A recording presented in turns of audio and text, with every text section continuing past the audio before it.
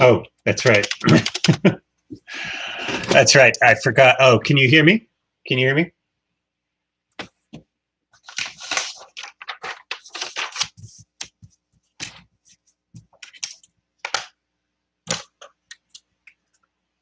Hiya.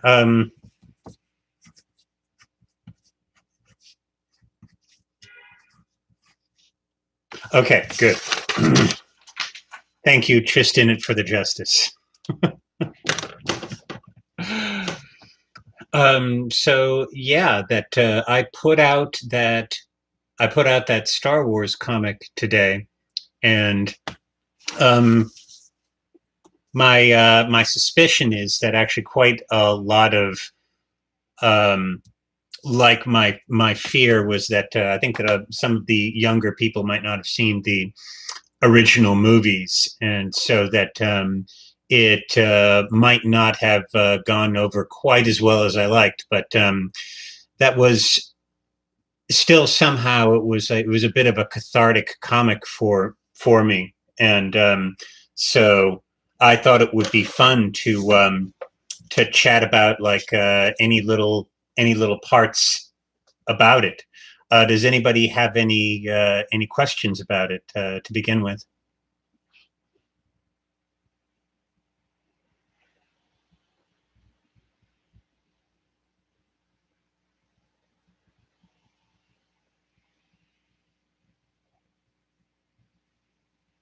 You can just say that you don't have any questions about it.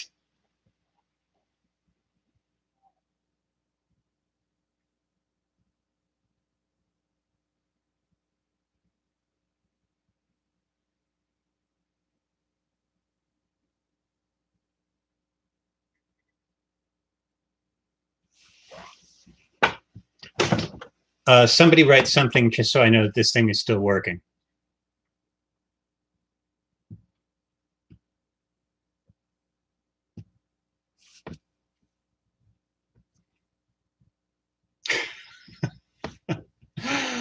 Okay. Um, okay. That you can write any kind of question anytime that you. Oh, okay. Just in it for the justice that just go back a couple of posts so that you can see it. Okay. I'm going to bring it up so I can just yak about it a little bit, panel by panel. Um,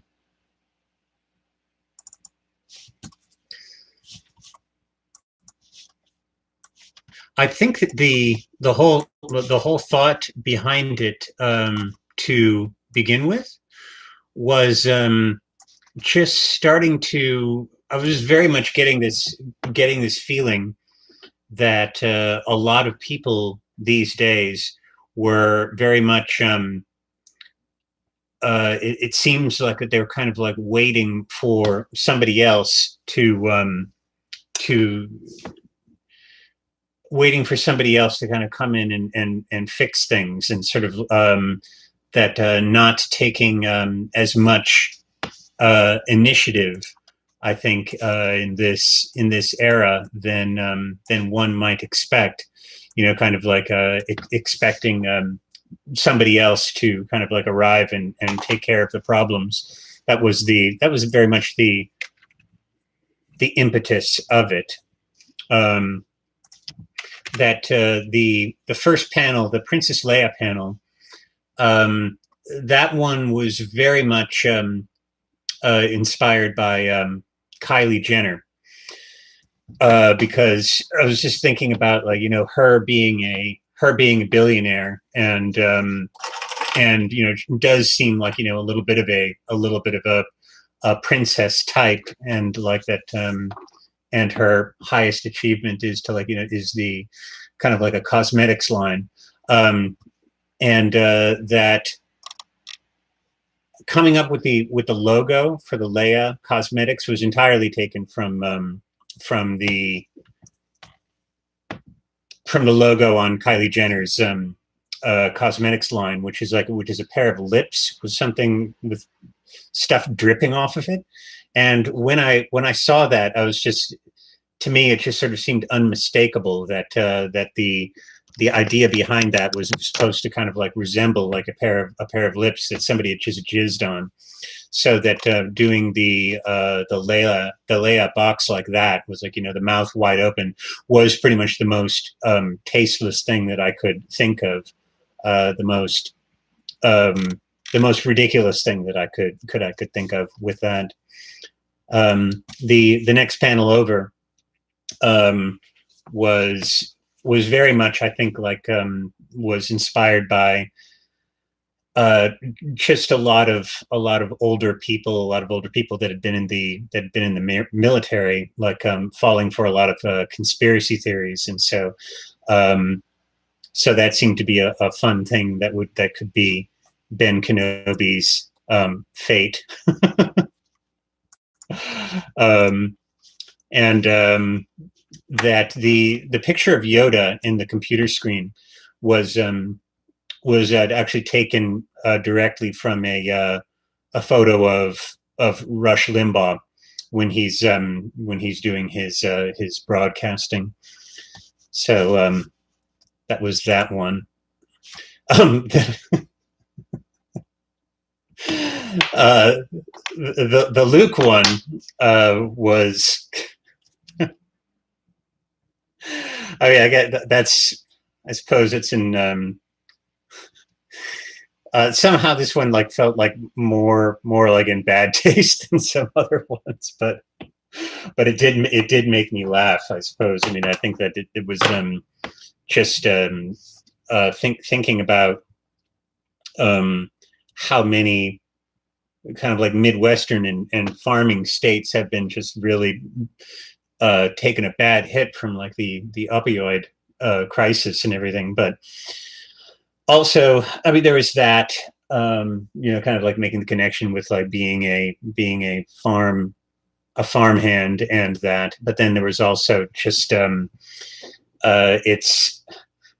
I think a lot of people over the last few years have kind of fixated on that this one line that Luke has. I think his first line in the original Star Wars, when he was saying like, you know, that, but I was going to go to I was going to go to Tashi Station to pick up some power converters. It was so whiny, and so that seemed like a good place to go with him. The next one, the Han Solo one, was the hardest to figure out, I think. And I had all of these kind of figured, and I was out and about, and I called my brother, and I was just saying like, you know, man, you know, I've got all these, but I just can't figure out Han. What would Han be doing? And we just sort of were chatting about like, you know, would he actually still be a smuggler? Would he be getting in on the pot industry? You know, what would he be doing? And my brother said something that was unrelated, and then that's when it just kind of that's when it hit me like, you know, right between the eyes, to be a Lyft driver, and that I started cracking up just because I really did. I was very very eager to draw a picture of the Millennium Falcon with the Lyft logo on it. So so that was that one. And C3PO and R2D2, I think, were it was just kind of that one came out of like, you know, a little bit of frustration and annoyance, in just the way that it seems like that any grand invention that that America gets a hold of these days, they're determined to ruin it and try to figure out how to like a maximum monetization, and they just do not give a shit about the consequences. And so that was, you know, thinking, you know, C3PO would probably be kind of useless for anything except like maybe making pancakes or something, and R2 just like the hologram thing. that was actually slightly inspired. I think I got the idea because I was thinking about a line in Breaking Bad when they were talking about having 3D porn someday, and so that was that. The Lando Calrissian one, I think, was just it was just because I had the name before anything else. I was thinking about Lando, and then I was just thinking like Airbnb and Bespin, and so that one. I mean, the joke just came entirely from just the name Airbnb and Bespin alone. And,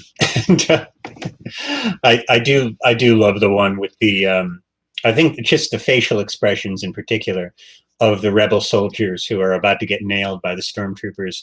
I think that this one uh, yeah, I don't quite remember. I don't know if there's a story behind that one or not, but that one was a lot of fun to draw just from the just for the facial expressions. What's actually kind of the only amusing story about this one though is that I had a really hard time finding good reference photos of the rebel soldiers from the first movie. And so what I wound up doing actually is all those poses I actually drew from poses of action figures, which may or may not be amusing to people. And the last panel was I just thought it was I just love the thought of having like that Darth and the Emperor playing golf. It crossed my mind to put Darth Vader in golf pants or like Madara shorts or something, but I thought it would have been a little bit too confusing of a drawing, and so that is that.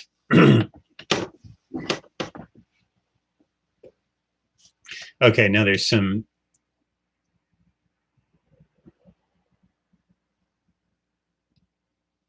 Okay, now there's a couple of questions here.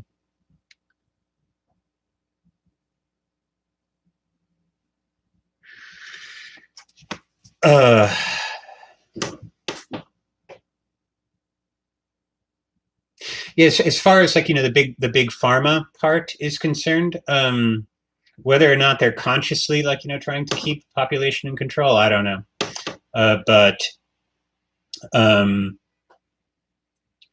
But I mean, I certainly do get. I get fascinated by and also kind of irate at the pharmaceutical game of encouraging doctors to overprescribe, and therefore like getting a lot of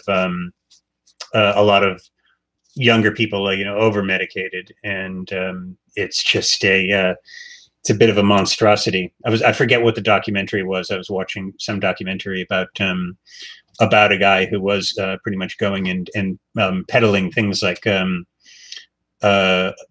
encouraging people to overprescribe, like oxycodone, I think in particular, and the devastating effects that has had. Okay, Scrafty pioneers for YouTube animated videos in the early days of YouTube. What are your thoughts on these mega popular New Kids on the Block? I don't know. I mean, like I watch some. I don't know if I'm quite so much of a aficionado as maybe even I should be. But there's a lot of YouTubers that a lot of mega popular YouTubers that I'm not going to name names, but there's a lot that I can't get through more than 20 seconds of a video. That once that you go into one and like somebody's like shouting and going like hey, what's up, like that, I'm gone. I'm gone almost instantly. So, but one of the things that I think that a lot of people on YouTube something that helps them be popular that I've looked at, and I'm trying to figure out like a way kind of how to do it. And this goes for a lot of other things as well. It's just that that you really get the sense that that in a lot of cases that people do better when they concentrate on quantity over quality, and that doing more work of lesser quality will um, will earn you a better audience and everything than doing, like, less work of better quality. And I mean, this isn't to say that that every piece that I do is great, but that if you might have noticed the last few ones that I did, the sunglasses story is an exception. That the last few ones that I've done, I've been trying to keep the length down so I can make so I can work faster and do more of them. And that was actually something that I feel like a little lesson learned from the Star Wars comic was that I think I probably spent too much time on it, even though I love the way that it came out and everything. That if I was going to do something like that, I would have been better off making a few tiny little, like, just a couple of line bullshit comics that I could put out while I was working on it, just so that there didn't have to be too long of a gap in between releasing things, because that's having a long gap is actually something that really works to your disadvantage.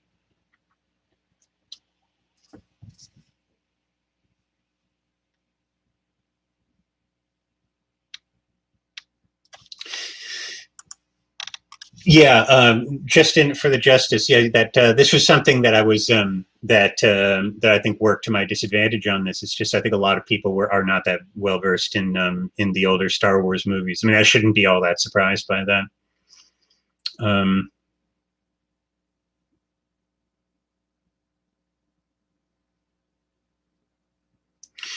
Yeah, that I'm not. Forgive me if I'm not pronouncing this correctly, but one Gaia. Um, Working with the doctors and how the pharmaceutical companies schmooze them, give them perks and rewards for pushing their drugs. I mean, it's a little bit difficult to believe, and uh,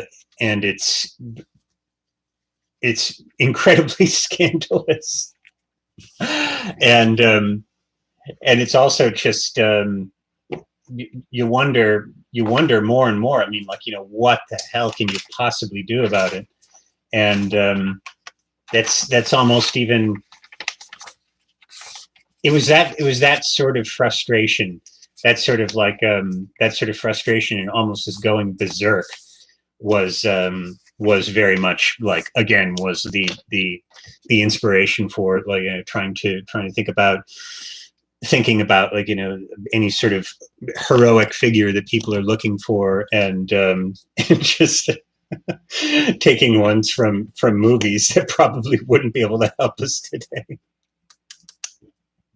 Yes, Steve, healthcare care for profit is that. I'm going to have to disagree with you with the way you worded that. Is healthcare for profit is an awesome business model. It's a fantastic business model. It's a moral calamity, because when somebody gets sick, provided that people love them, then their loved ones are going to do whatever they can to keep that person alive. So it's a brilliant business model. It's just full of a stunning amount of moral vacuity, if you know what I mean.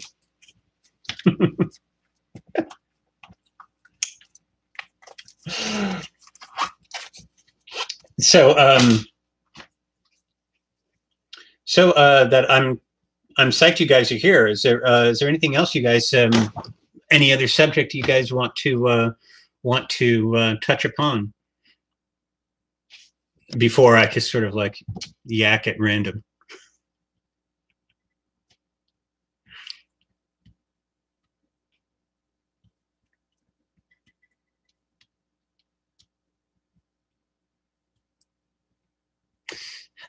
Teresa, you said yakety yak, and so I am obliged to say don't talk back.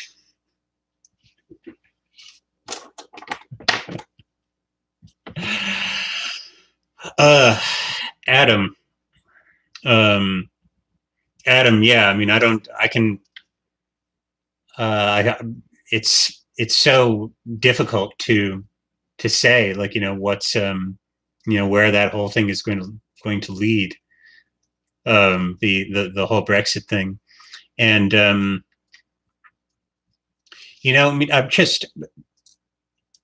I know quite a few British people in San Francisco, and um, was hanging out with one of them a few weeks ago, and I just he was somebody who was born there, now lives here, and he told me that, like, he just he voted leave with absolute glee, and I listened to him for a while, and I've tried to look at both sides of the coin there, but and even though that, I mean, I tend to be pretty good at seeing something from somebody else's point of view. If they explain it to me like that, I can say, okay, I can see why you would think this way.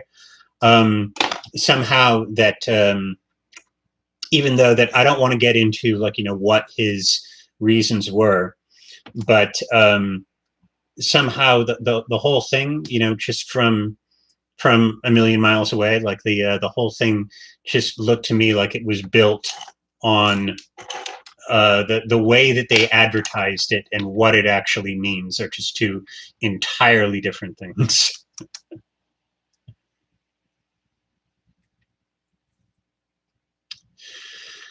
uh, Thoughts in the Mueller investigation finishing without any further indictments. um, I I mean, the whole thing with the Mueller investigation, I think, I never really was that sure what would come out of it. I was very curious. It seemed very strange that if the president was clean as a whistle, it would be strange he tried so hard to stop it. That the whole thing with them, like, not releasing the whole thing is, I wonder what the hell's going to come of that. But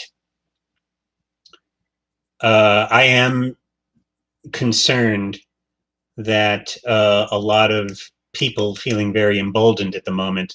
It's possible, things could get a bit dangerous.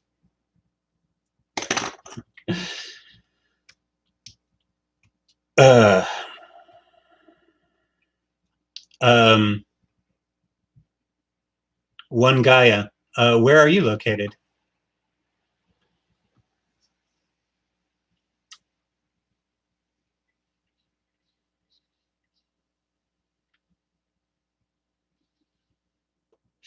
Oh, oh, now I remember. Okay, that's right. We were talking about the voices, weren't we? Right. Okay, so T. Grady, Teresa, just asked about the Teleharmonic project, which is, that's she's talking about those songs that I put out, maybe about, I think, in like early 2017, something like that.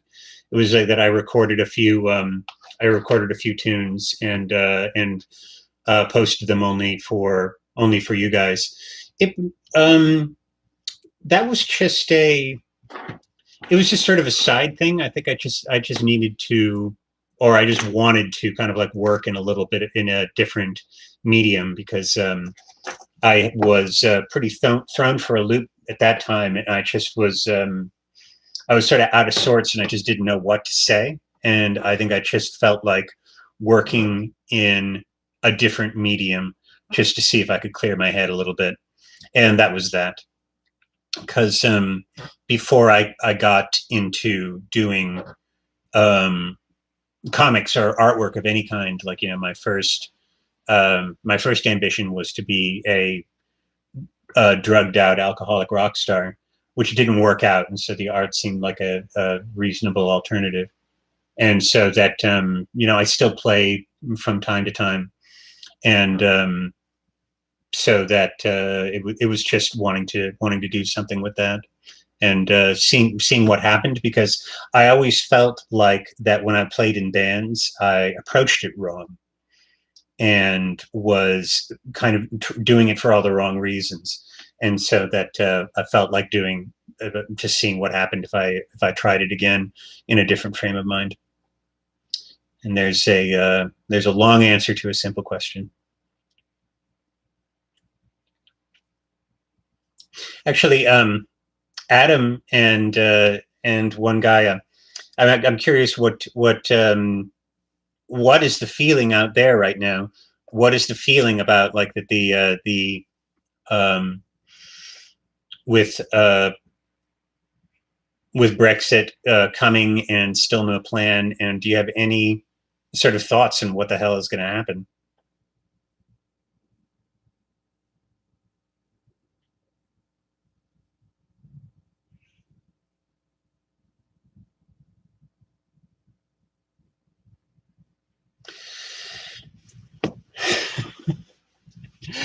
Do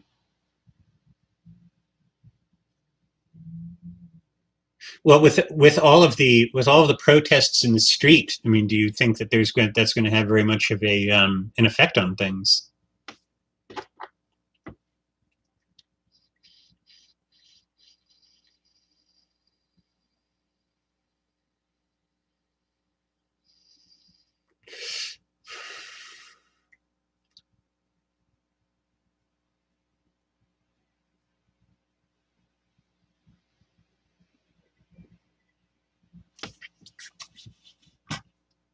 It's a serious question, so I sort of feel obliged to wait until one of you answers.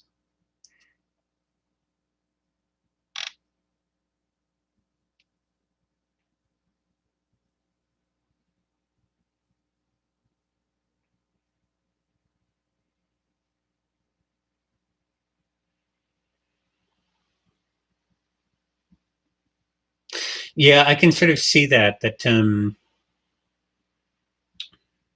I can see that it would, because I do understand the point of view of, like, there was a vote and things were voted in one way, and then to back out of it, it does seem a little crazy. See, Adam, you see that's the thing that makes the most sense to me, is that yes, there was a vote, but I mean, if it was a vote that was built on a massive amount of misinformation, then it's kind of makes sense to have a second vote about it. Um, but you're right. I mean, it really is like a massive mess. It looks like. God. I sort of feel like that.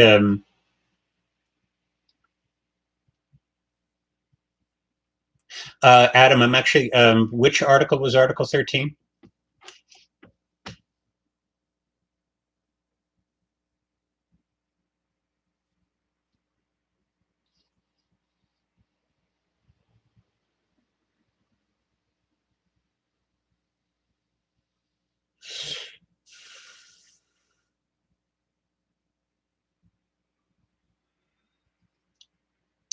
Um,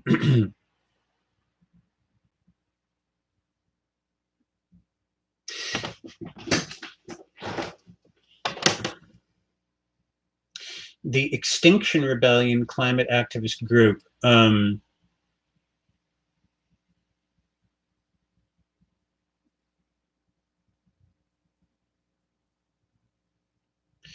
I think I've heard of Extinction Rebellion.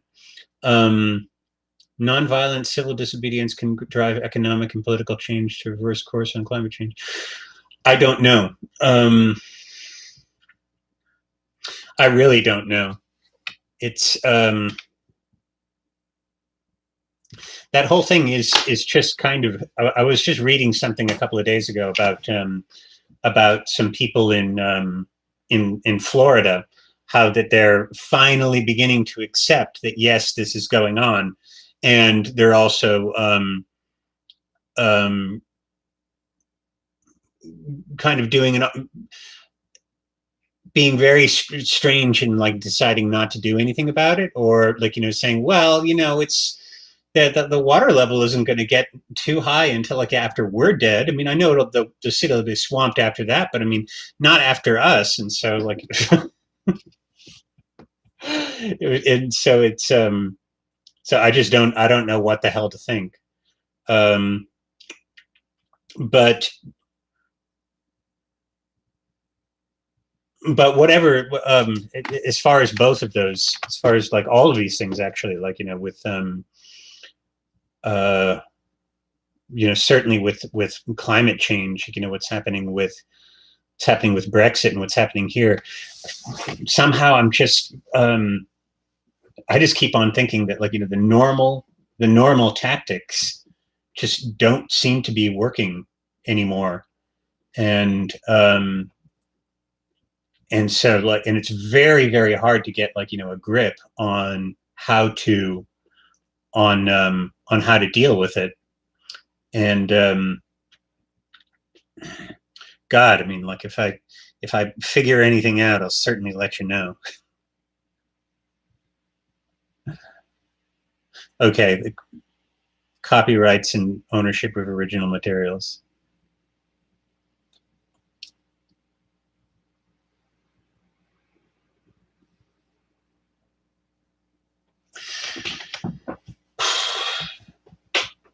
There's been a lot of, like, kind of baiting about a civil war here too, and it it frankly wouldn't surprise me all that much. Um, I don't know. Nothing really surprises me that much these days anymore.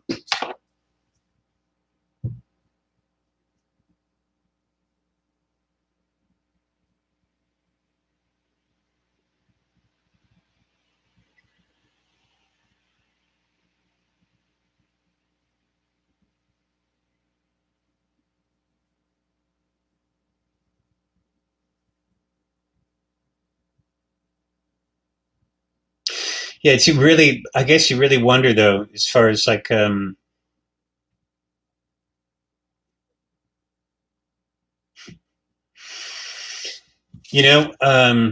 something that this is by far this is by far the darkest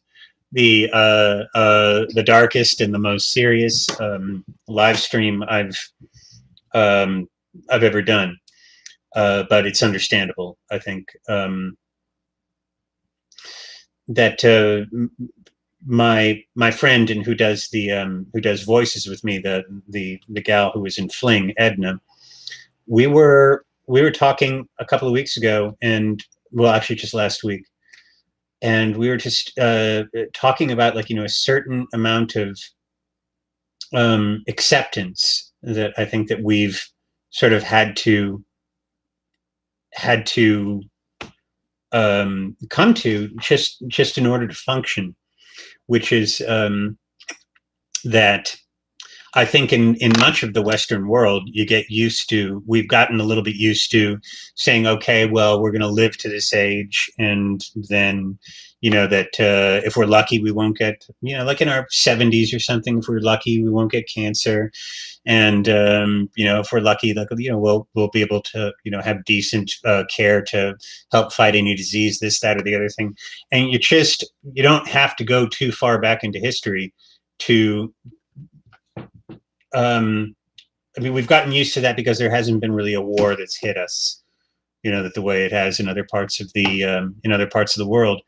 And so Edna and I were talking about just trying to accept that, we might not be able to live out our whole life expectancies, and that's just plain, that's the time that we're living in, and it's just the fucking luck of the draw.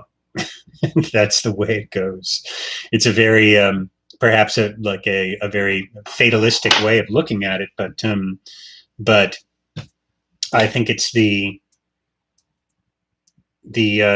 only way that I've been able to, like, find a place from which to function, if that makes sense. You know what I mean?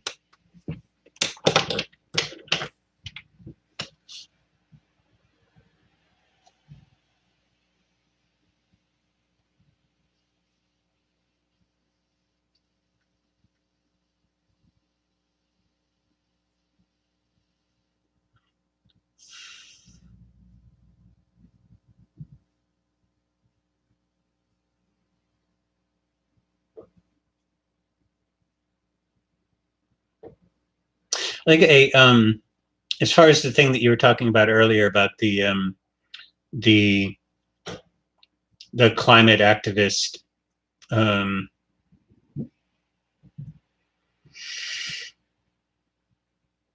one thing that I kind of I sort of feel like that has been a bit of a mistake in at least a way to kind of frame this and find a place to look at it from is to focus on the people in the government. I mean, could is possibly kind of like a maybe they're not the ones to focus on at the moment, because I almost sort of feel like that it's that the people who are they're political donors and are benefiting from really, like, creating such an enormous mess. They might, especially if there's profits at stake, then one would think that, like, they're actually far more the ones to focus on rather than the politicians themselves. Steve, yeah, that Steve, I don't I'm not sure how long you've been following my stuff. There's a comic I did I forget exactly when, maybe about a year and a half ago, something like that. That was I had a comic which Lev was watching an old movie called The Atomic Cafe, and which was all like 1950s nuclear hysteria, little public service announcements or whatever. But the line in there, something was like that how I've kind of strangely become a little bit nostalgic about the Cold War, because somehow I think the line in the comic was that the threat of instant annihilation was somehow a lot easier to deal with than the reality of slow disintegration. It was something like that, but it was a comic that I kind of liked. Sick fucking joke, yes, but it was a comic that I liked.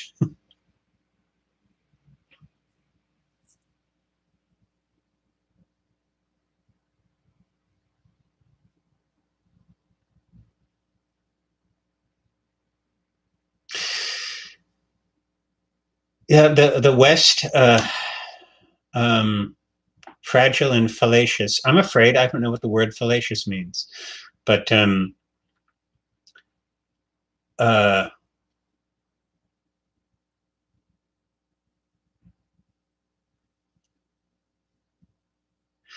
yeah, I don't. I, there's that was, I think, the subject of one of the Lab Rat cartoons was the sorts of just random things that are kind of blown up for us to be afraid of, like at all times, and it really makes you want to it makes you want to, like, hop on a moped with a bottle of vodka without a helmet on. Sometimes you just get so frustrated at all of the things that you're supposed to be afraid of. You just kind of get very, very fuck it after a while.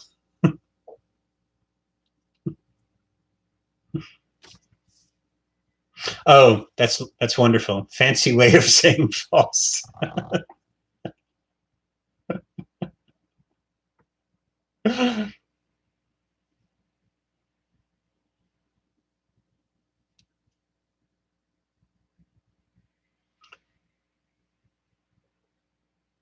I think that just in for the justice, there's a line I forget.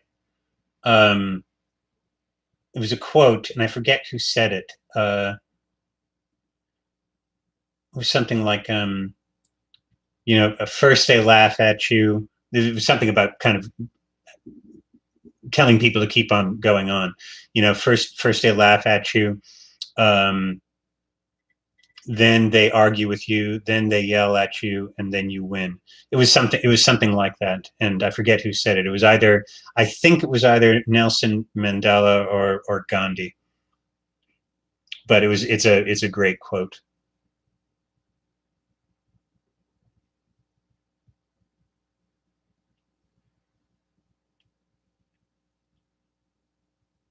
Yeah. Hmm. That's changing the subject a little bit. Is it that it's crazy that there's people I've known that have grown up with social media, internet, and they tell me they can't live without it. Um, yeah, that I think I have to.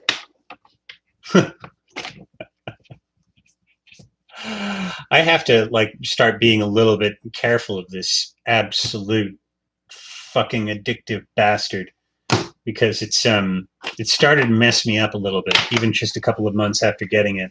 And I think I just need to start turning it off more because that I have gotten a little bit too obsessed with I've gotten a little bit too obsessed with looking back and finding out how the day's comic was doing, and and it can affect your mood, and that I became I became one of my own cartoons ever since I got this thing. I became like the living embodiment of. I'm living in the video, the like button, unfortunately.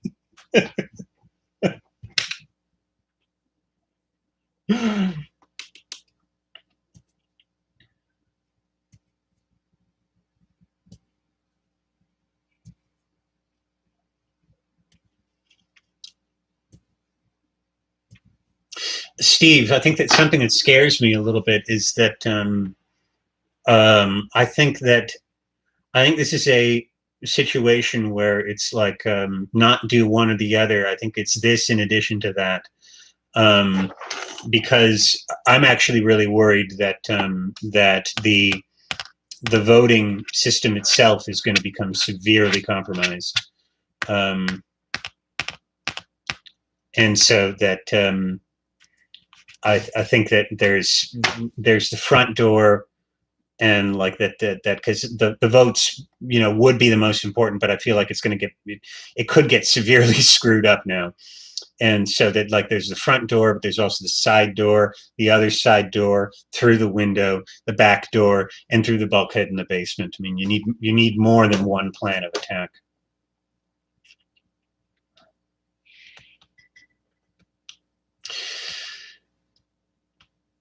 That seeing like if social media disappeared, I really get a feeling that I'm actually kind of wonder if Facebook in particular is killing itself. And I kind of even wonder if if they know they're going to be overtaken and they're going to be destroyed and ruined, because it seems like that with so much more advertising, it almost seems like that they're kind of like trying to. This is just a guess, but you almost get the feeling that they're trying to get while the getting's good, and they want to make as much money as possible before that they're before like another social media platform takes over. Because they really seem to be like everything that was good about that platform is just getting worse and worse and worse.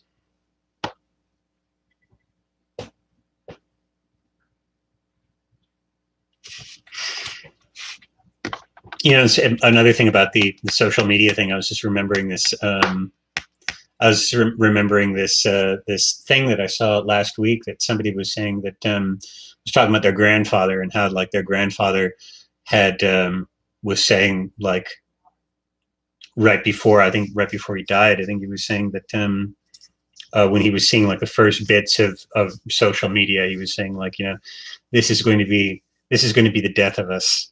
And this girl was saying like, yeah, I think actually my grandfather might have been right before he died.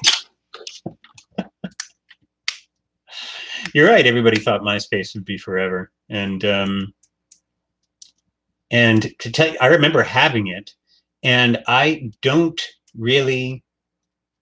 I remember like being a little bit like when everybody was abandoning MySpace for Facebook. I remember just thinking, why? What's so much better about Facebook? And it was just, and I think just it was newer, and, and that was it. I couldn't really quite figure that out, but yeah, I've been trying to get the hang of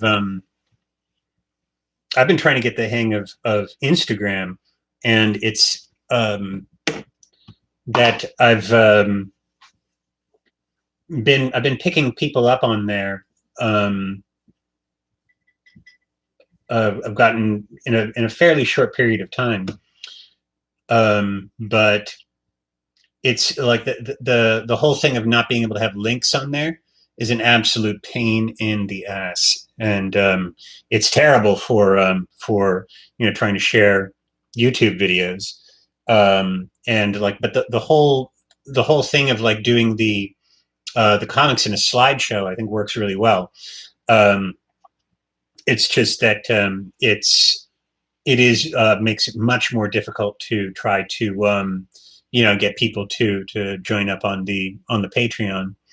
But it's something like I was over at Patreon last week, and they were saying like, this is something that like that if you can find a way to do this is something that works particularly well for people with niche interests or whatever. So so trying to figure out a way to tinker with it, have it work to my advantage.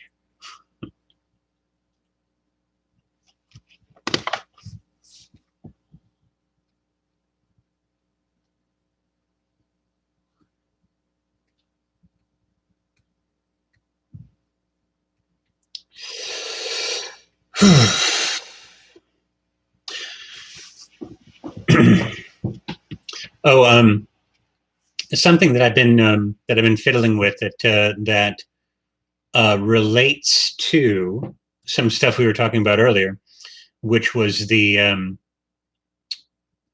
trying to find a way to.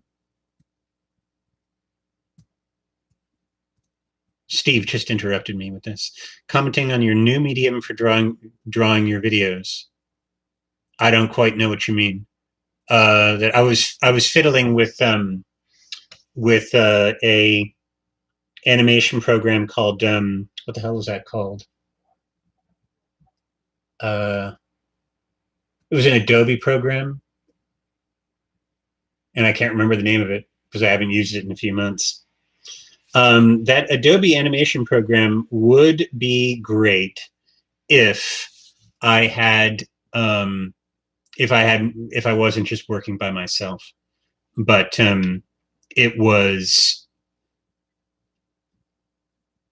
it took me forever to make something, and so it took me so long to make something that I was worried that like too long a gap in between videos for YouTube would just it could absolutely wreak havoc on my audience, and like that people would and I'd just get lost in the haze if I was gone for too long.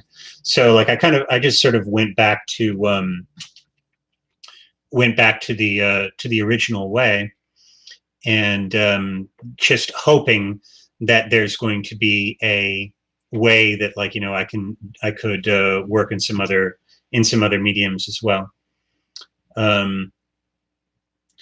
But oh yeah, like that. What I was talking about before that was that I'm just trying to now what we were talking about earlier about like kind of having to trying to have like a very, very steady stream of stuff that I definitely want to still continue to do the ones that are um, comics that are a bit more involved, that videos that I put more thought into. But I think that what I'm really going to try to tackle is to try to also have some just it's like, a comic that I can knock off in a couple of hours. A comic that I can knock off in a couple of hours, and so that I can have just more per week, as well as like, videos that I can knock out a lot quicker, um, just to kind of keep a steady stream going. Because very unfortunately, I think that the reality of the landscape is that you do better if you're concentrating on having like a just a lot of stuff, and which I think I have to accept. So something that I've been fiddling with, and let's see if it works. You'll see it first.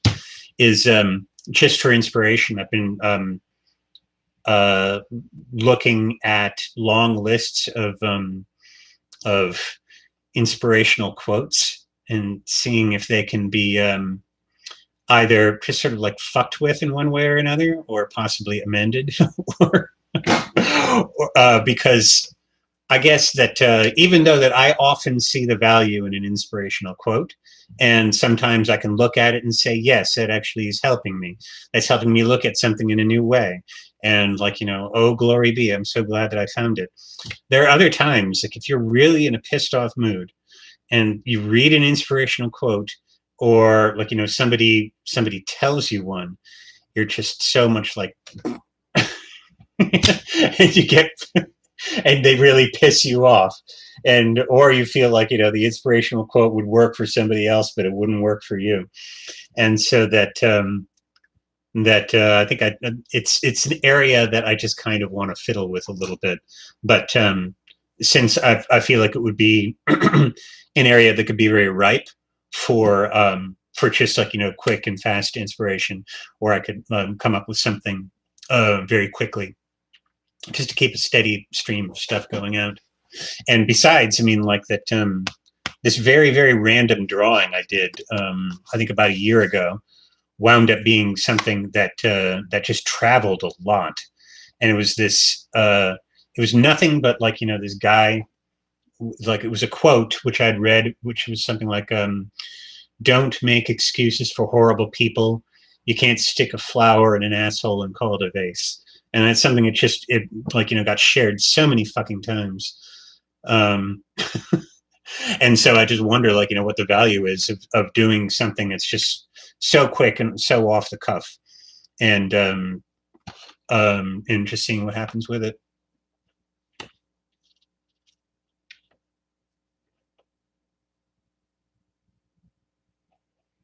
Yeah, if at first you don't succeed, smoke a joint and forget about it. I don't know. I mean, that I'm very much in a mode these days of though that although I kind of want to, um,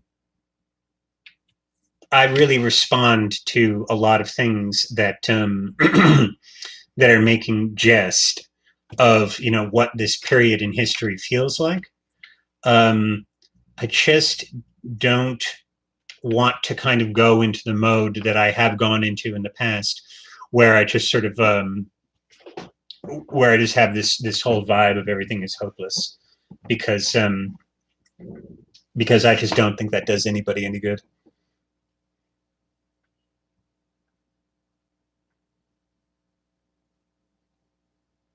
I don't want to like have things look like that they're hopeless, even though that you know tragedy is where comedy comes from.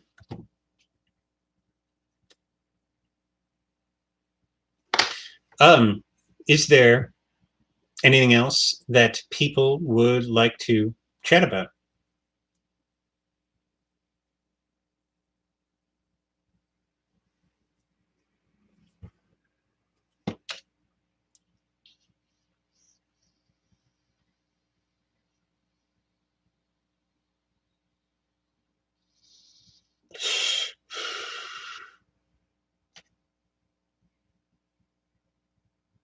I agree. Temporary nihilism can be an excellent tool for coping with madness. I agree completely. That's, I mean, that, and, you know, don't spread this song around, but I've got a bit of a dark sense of humor. Uh, I agree. But that, but still, I mean, um, I don't want to completely like, feel absolutely, I just don't want people to feel like it's done, you know.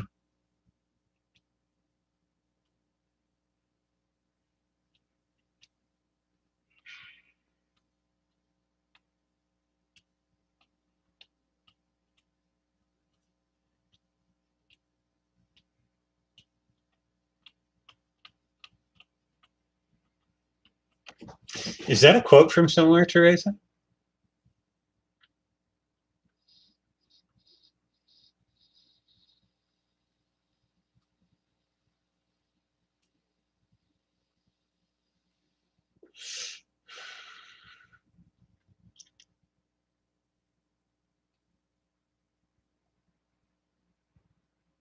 You know, one guy that,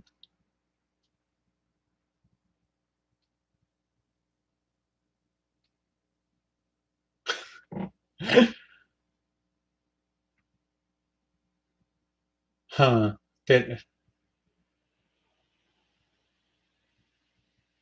what is the worst and the best thing that you've ever purchased?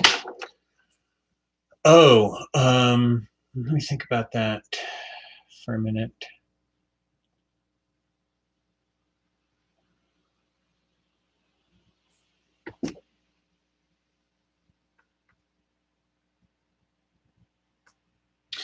I have a few things that I purchased that I'm really glad about. That, I don't know if I've got an absolute favorite. I will show you a couple of things though, and it was just because I got lucky.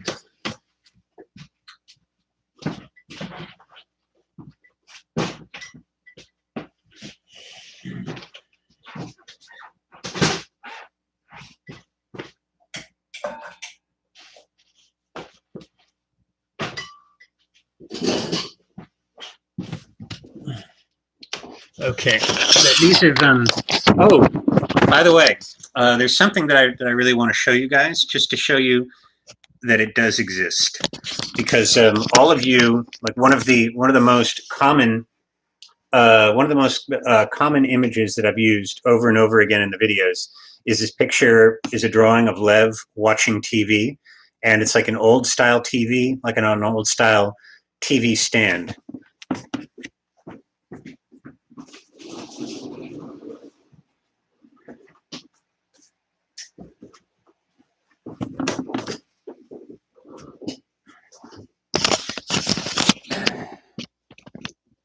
And that's it. This is the thing that I've drawn a bazillion times. The TV set. The thing is I like just use this to watch DVDs. I don't have it hooked up to like Netflix or anything. And the TV set, I found it. I think I picked it up like, on a trash day or something, you know, many years ago. And it's like, obviously it's really fucking old. But the strange thing about drawing pictures of more modern flat screen TVs is that they don't look like TVs to me. So anyway, but yes, this thing, it does really exist. Um, for some of the best things I've ever purchased was, that chair there, which is a copy of a 1950s Eames chair with the ottoman there. I found that thing at a garage sale, and I paid, I think, $25 for it. That was before the show Mad Men went on the air, and so that was a bit of a deal. And then there's a lamp that's next to it, and I bought that maybe a couple of years later, And the story behind that was that I was walking home from a friend's house at about 10 o'clock in the morning, Sunday morning. I was super hungover. And it was just one of those situations where you go to a garage sale and somebody doesn't quite know what they have. And so it's this beautiful 1960s chrome lamp thing. So yeah. Justin, for the justice, nice chatting, and take care.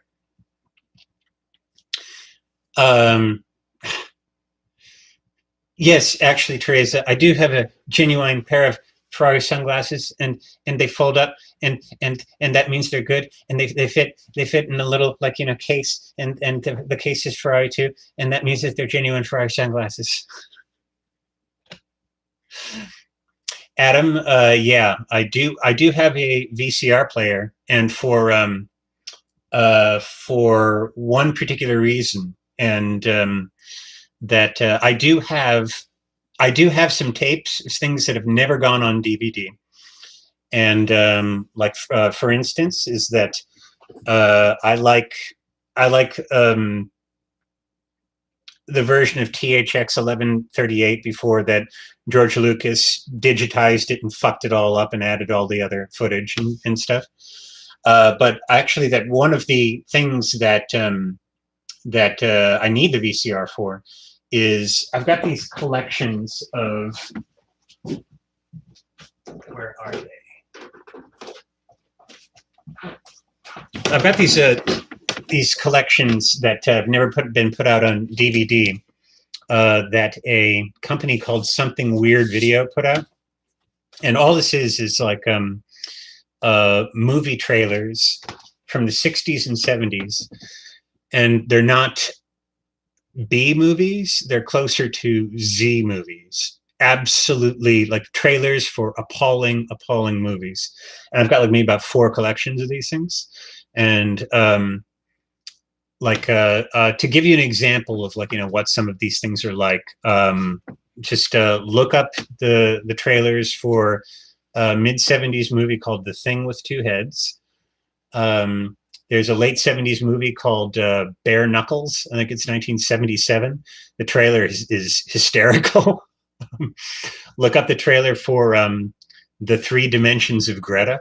These are like all trailers for like exploitation films and things like that. And so, yes, I need a VCR for things like that.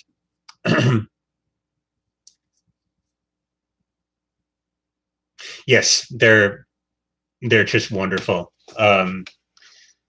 Yeah, that if you can't find any good ones, just ask me, and I'll post them or something, because that's a little bit of a, oh God. Okay. Look up the look. This is the one you really have to do. There was a movie from maybe about 1971 called Point of Terror, and the trailer for that is it's amazing. It's amazing. It's very, very funny. Actually, I got to get you the link. Hang on a second.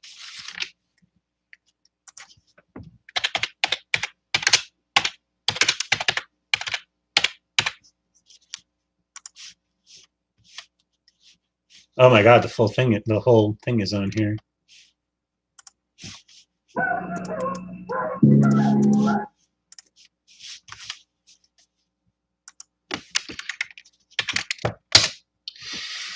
Adam, you're referring to a parody film called Attack of the Killer Tomatoes. There's that. There was also a spoof science fiction movie called Dark Star, where I think that there was some sort of alien thing that looked a bit like a tomato that I think like went and killed people, but it wasn't specifically a tomato. Okay, it's Point of Terror.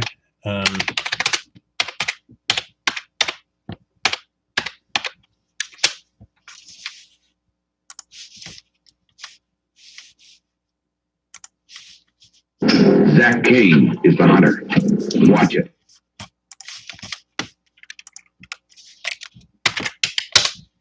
The second one was for Bare Knuckles.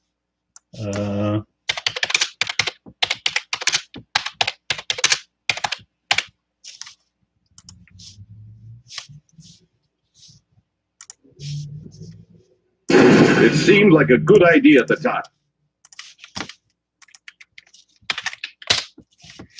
That third one was The Thing with Two Heads.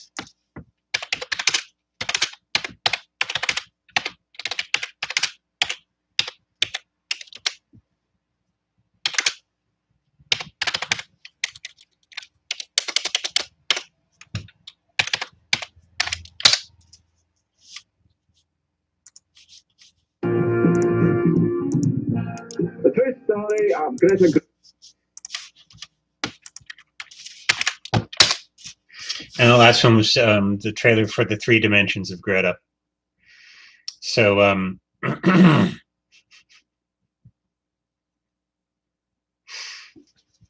so there you are.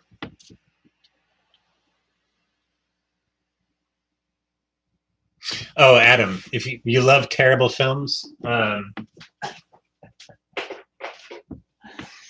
this is something that I found in Boston. I think around over the holidays. This collection of 32 drive-in cult classics.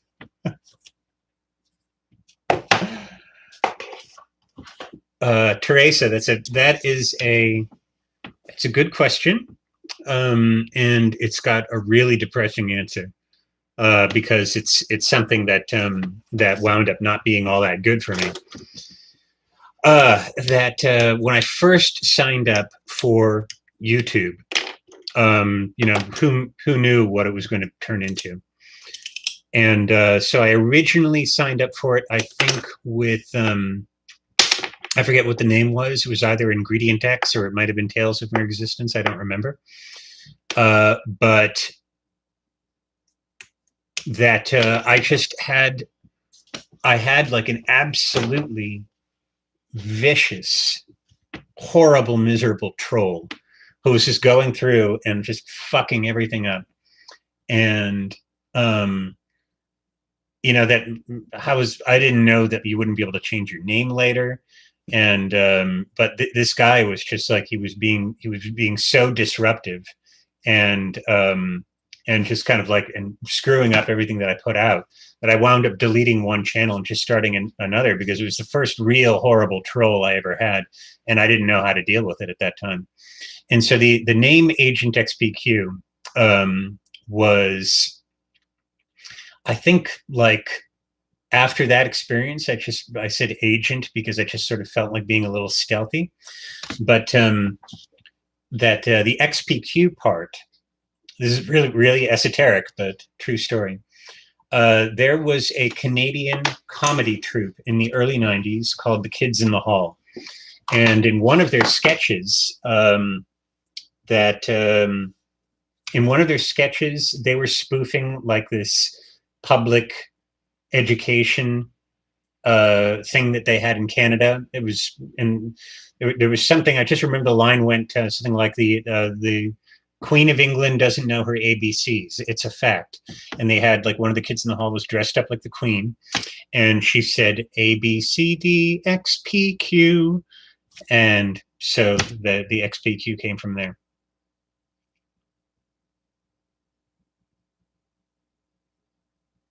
So that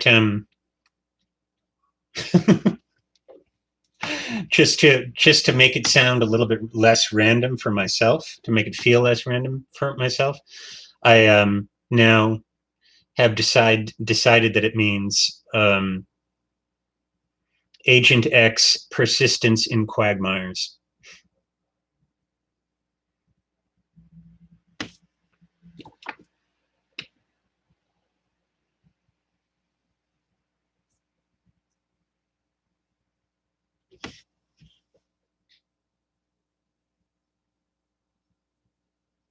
Now I'm trying to remember the lyrics of that.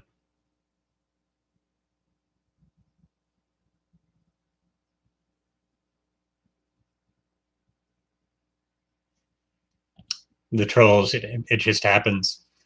It happens. There's not very much you can do about it.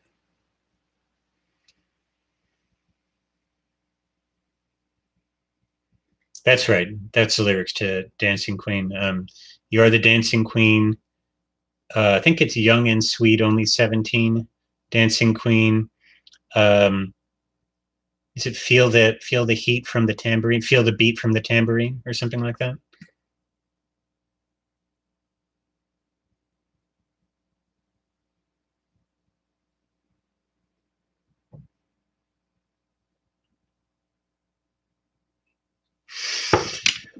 Okay. So unless anybody wants to cover any last thing, that I should probably split, and because I want to start fiddling around with doing some rapid fire drawings and quick comics, and I'll post them to you guys and see what happens. See what happens. See if like what you guys might think of them, because I think it might be. I'd like to figure out how to crack this particular nut, so that I can have a far more steady stream of stuff coming out.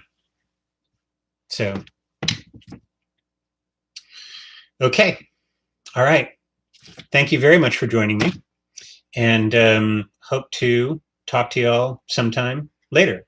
Maybe we can. Maybe sometime that we can figure out like a way to do this where, what do you guys think of the idea of like that maybe we do this sometime when all of us can be a little drunk?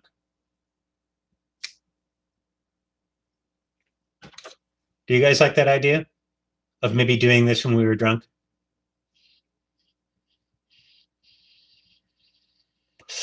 Okay. All right. Okay, until next time, take care and good night.